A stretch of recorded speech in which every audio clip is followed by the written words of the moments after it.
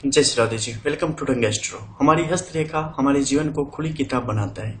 इसके माध्यम से आप अपने जीवन के हर एक पहलू के विषय में जानकारी प्राप्त कर सकते हैं। आपका जीवन कैसा होगा, किस प्रकार से विकास होगा, क्या दोष है, क्या आपके लिए शुभ योग है, इन सब के विषय में विस्तृत रूप से यहाँ से आपको जानकारी प्राप्त हो जाती है। इसी क्रम को आगे बढ़ाते हुए आज हम बात करेंगे उन खास रेखाओं के विषय में जो कि महत्वपूर्ण रेखाओं के साथ साथ गमन करती रहती है गुमनामी में, लेकिन उसका होना मात्र ये स्पष्ट करता है कि जातक अपने जीवन में धन्य धान्य से पूर्ण होगा, यानी कि जातक अपने जीवन में नेम फेम को प्राप्त करेगा, मनी को प्राप्त करेगा, बड़ा धनाढ्य होगा, अमीरों में उसकी गिनती होगी। उन्हीं खास रेखाओं के विषय में आज हम जानेंगे और विस्तार से जानेंगे। तो सबसे पहले हम बात करेंगे गुरु के पर्वत क्षेत्र पर होने वाले कुछ खास परिवर्तन के विषय में। जब भी आप अपने जुपिटर के इस माउंट को देखते हैं तो इसको काफी गहराई से देखा जाना चाहिए। जो इनका बेस है ये काफी लालिमा युक्त होना चाहिए और ऊपर की तरफ उभार होना चाहिए। जब भी ऐसी उभार की स्थिति आती है, ऐसे लोग अपने जीवन में काफी यश कमाते हैं, काफी नाम कमाते हैं, इनकी बड़ी प्रतिष्ठा होती है।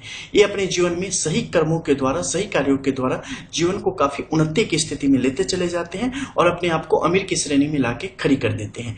इनकी इज्जत, इनका मान इतना ज्यादा होता है कि इनके नाम से भी काफी ज्यादा काम आपके बाहर में हो सकते हैं। इसके अलावा अगर आपके इस गुरु के इस माउंट पे कुछ खास चिन्ह जिसमें कि क्रॉस का चिन्ह हो जावे, जो कि स्पष्ट तौर पे हो, कहीं से भी खंडित ना हो, यानी कि ब्रेकेबल ना हो। इसके अलावा यहाँ पर अगर स्क्वायर का सिंबल आ जाए, इसके अलावा ट्राइडेंट का सिंबल आ जाए, तो ये सारे सिंबल यहाँ के लिए अत्यधिक शुभ है।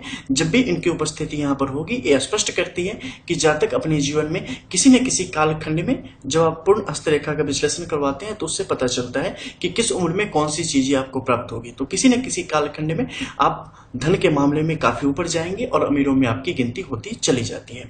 इसके अलावा जो कुछ खास और दो सिंबल है उसके विषय में हम जानकारी प्राप्त करेंगे, वो है सूर्य और शनि से संबंधित। यानी कि सबसे पहले शनि का क्षेत्र। शनि का क्षेत्र जितना ज्यादा बेहतरीन अवस्था में होगा, जितना ज्यादा उभार लिए होगा, ये उतनी ही बेहतरीन दशा को दिखाने का काम करता है। इसके अलावा जो सबसे जरूरी चीज है और बिरले है, वो है शनि की रेखा का होना। जब भी शनि की रेखा शनि के इस पर्वत क्षेत्र पर मौजूद होगी तो ये स्पष्ट करने के लिए सुस्पष्ट कर देती है कि जातक अपने जीवन में कभी भी तकलीफ में जिंदगी नहीं बिताएगा, जातक अपने जीवन में कभी भी आर्थिक तौर पे अपंग नहीं होगा, जातक अपने जीवन में कभी भी दिवालियेपन का शिकार नहीं होगा, जातक अथाह धन को प्राप्त करेगा, अथाह वैभव को प्राप्त करेगा और बड़े ही अमीरों में उनकी गिनती होगी। इसके साथ अगर संयोग बैठ जाता है सूर्य की इस रेखा का, तो ये पद के साथ साथ जातक को शक्ति यानी कि पावर भी देती है और साथ ही धन की स्थिति को भी आगे बढ़ाने का काम करती है। अगर आपकी शनि की रेखा यहाँ पर भाग्य रेखा के साथ, यानी कि एक एक्टिव भाग्य रेखा के साथ इनका जुड़ाव हो रहा है, तो इस स्थिति में भी शनि पूर्ण रूप से इस पे अपना आधिपत्य जमा लेता है और शनि के अकॉर्डिंग भाग्य आपका दिन दुगुनी रात चौगुनी स्थिति में आगे की तरफ बढ़ता चला जाता है। जिस भी कार्य में आप हाथ लगाएंगे उस कार्य में आपको सफलता मिलेगी। आप मेहनत से कभी पीछे नहीं हटेंगे और अपने आप को जमीन से उठा के आसमान में स्थापित कर पाने में कामयाब हो जाते हैं। अकूत दौलत के स्वामी ऐसे लोग होते चले जाते हैं। बड़े से बड़े लोग जो कि आर्थिक तौर पे बड़े संपन्न हैं, बड़े बड़े इंडस्ट्रियलिस्ट हैं, बड़े बड़े नेता हैं, बड़े बड़े पैसे वाले हैं, उन सब की हथेली में आप स्पष्ट तौर पे देख सकते हैं सूर्य की रेखा की स्थिति। एक स्पष्ट सूर्य रेखा और शनि की एक मजबूत स्थिति आपको स्पष्ट तौर पे दिखाई दे देगी, क्योंकि ये जब तक नहीं होंगे तब तक अकूत जैसी स्थिति लोगों के जीवन में नहीं आती है। इसके अलावा कुछ होते हैं हाइड सिंबल, यानी कि अदृश्य रेखाएं, अदृश्य चिन्ह, जिनका होना आपके जीवन में और भी ज्यादा बेहतरीन गुणों को लाता है। लेकिन उस अदृश्य चिन्ह और उसके जो सिंबल हैं उसके बारे में जानकारी आपको प्राप्त होती है जब बोथ पाम के लाइंस को आप देखते हैं, जब इनर लाइंस आपस में किसी रेखाकृति को बनाती है, उसे जब आप पढ़ पाते हैं, उसे जब आप समझ पाते हैं, तो उस द्वारा उन चीजों को आप देख सकते हैं। अब हम यहाँ पर बात करेंगे शनि के क्षेत्र में कुछ अन्य बनने वाले शुभ चिन्हों के विषय में, जिसमें होता है यहाँ पर सबसे पहले विष्णु तिलक। विष्णु तिलक की स्थिति अगर आपके शनि के क्षेत्र में एक बेहतरीन अवस्था में हो जावे तो ये भी जातक के लिए एक सुगम रास्ता को तैयार करने का काम करती है और जातक आर्थिक वृद्धि को प्राप्त करने की स्थिति में आता चला जाता है। इसके अलावा अगर यहाँ पर त्रिशूल की स्थिति आएगी तो ये भी स्पष्ट करती है कि जातक अपने जीवन में आर्थिक तौर पे बड़ी समृद्धि को प्राप्त करेगा। चल अचल संपत्ति और प्रॉपर्टी के रूप में उसके पास काफी धन की स्थिति बनी रहेगी, इसमें कहीं से कमी नहीं आएगी। अब मान लो बहुत सारे ऐसे लोग हैं जिनकी हथेली में सूर्य रेखा बड़ी छोटी है, तो क्या ऐसे लोग अमीर नहीं होंगे?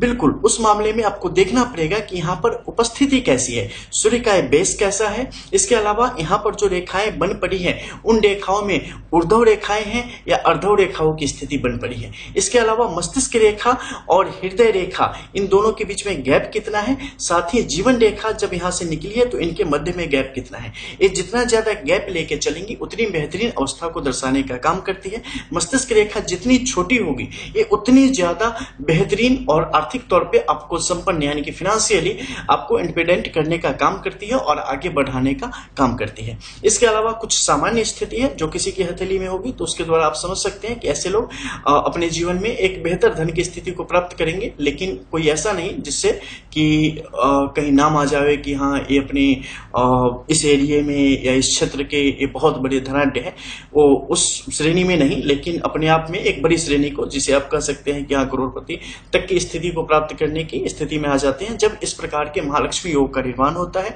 जब इस प्रकार के गुंबद का निर्माण होता है और त्रिभुज की स्थिति का निर्माण होता है। ये धन पेटी का काम करती है।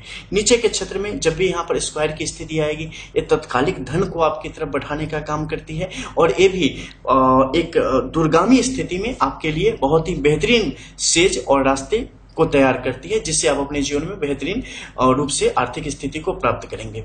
इसके अलावा बुध की रेखा जितनी ज्यादा यहाँ पर स्ट्रांग होगी ये भी आपको बहुत ज्यादा उन्नति देने का काम करती है।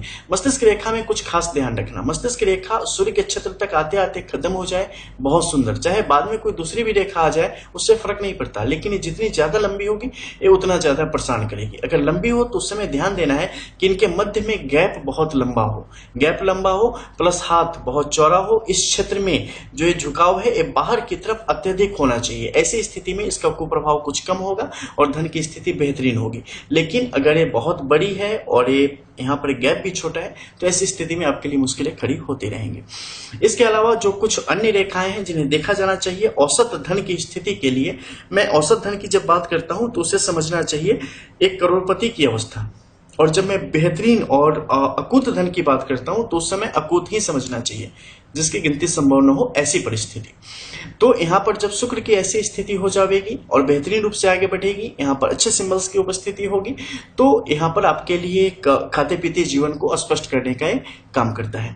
तो जो मुख्य रेखा है सबसे महत्वपूर्ण वो है आपके शनि की रेखा, आपके सूर्य की रेखा और आपका गुरु का पर्वत क्षेत्र। इन तीनों पे अगर बेहतरीन स्थिति है तो फिर आपको अमीर होने से कोई नहीं रोक सकता। आप अपने जीवन के जिस भी कालखंड में नियति का साथ मिलना होगा उस कालखंड में वो चीजें आपको प्राप्त होकर रहेंगी।